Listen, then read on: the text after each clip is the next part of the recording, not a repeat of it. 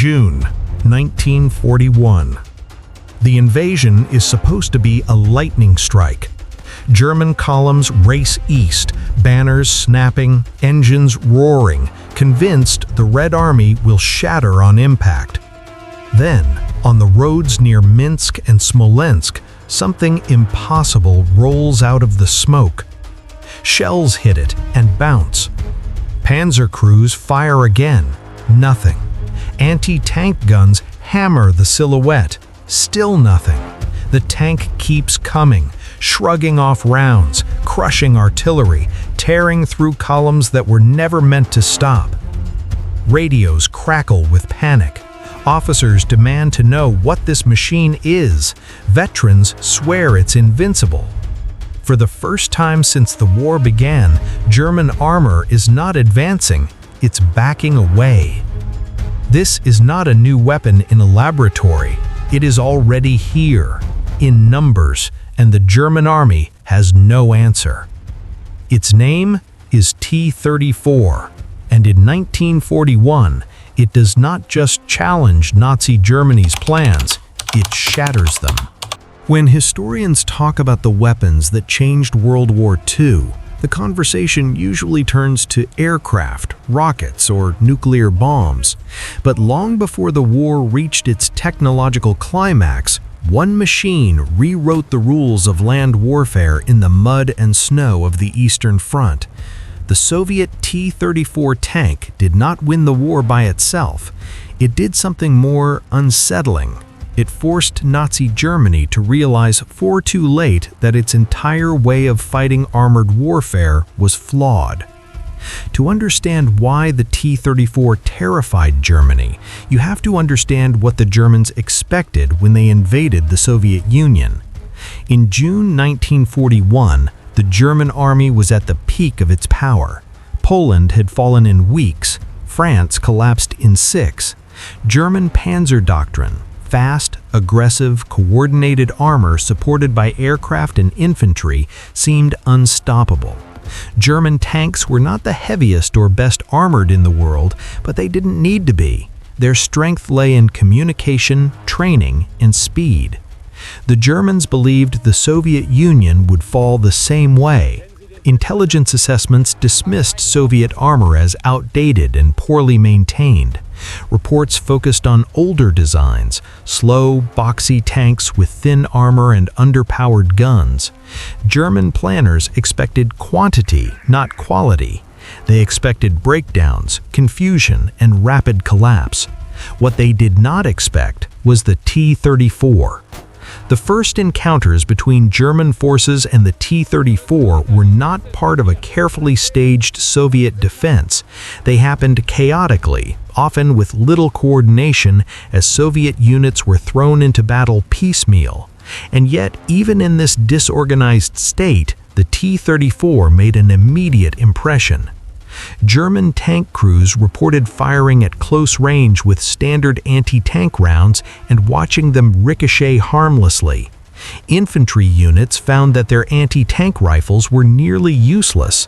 Artillery had to be brought forward under fire just to stop a single vehicle. This was not just a technical problem, it was a psychological one. German soldiers had been trained to believe in the superiority of their equipment and tactics. Suddenly, they were facing a tank that ignored both. Reports from the front described a growing sense of dread whenever a new Soviet armored silhouette appeared. The T-34 was fast, aggressive, and worst of all, unfamiliar. Fear thrives in uncertainty, and the T-34 was something the Germans did not understand. One of the T-34's most revolutionary features was also one of the simplest: sloped armor. German tanks relied on vertical armor plates. Thickness was protection. The T-34 took a different approach. By angling its armor, it increased effective thickness without adding weight. Incoming shells were more likely to deflect rather than penetrate. This meant that weapons designed to destroy German tanks struggled against the T-34 even when firing from optimal ranges. German gunners could do everything right, range, angle, ammunition, and still fail to achieve a kill.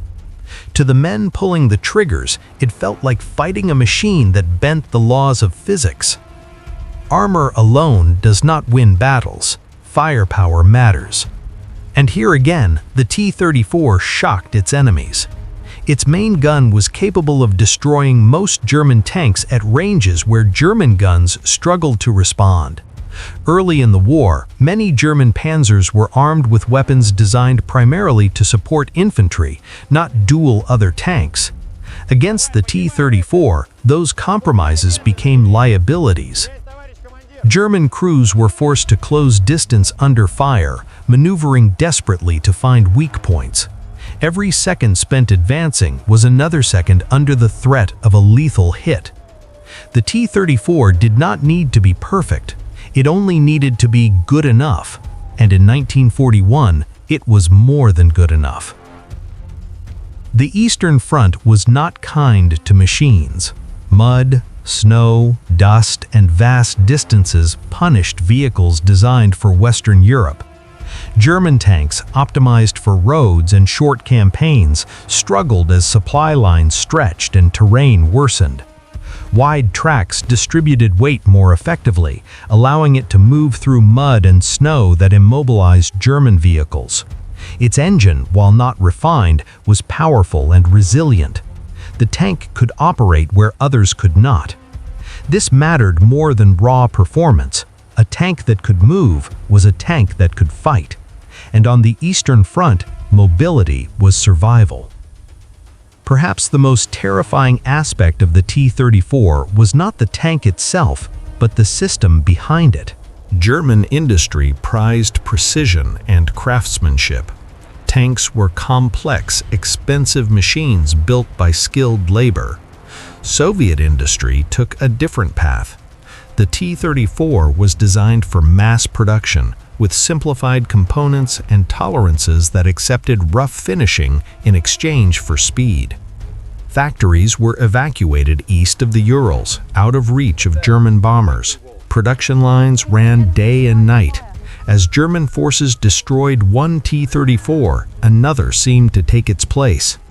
German commanders began to realize that they were not just fighting a tank, they were fighting an industrial avalanche. The Germans did adapt. New tactics were developed. Anti-aircraft guns were pressed into anti-tank roles.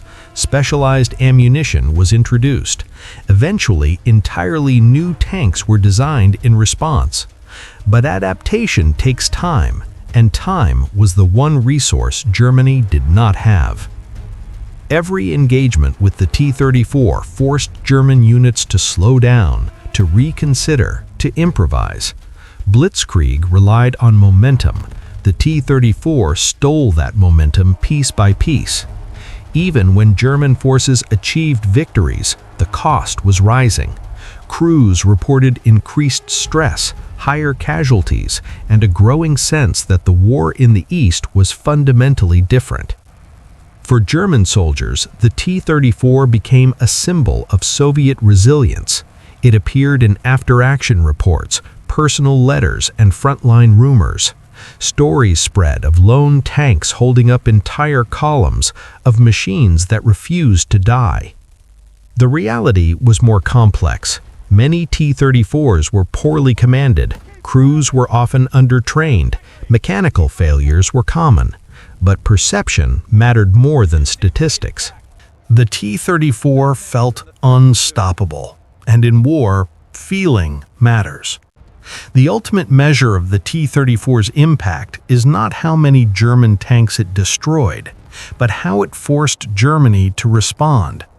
German engineers rushed to design heavier, more powerful tanks. Armor thickness increased, guns grew larger, vehicles became more complex, more expensive, and harder to produce.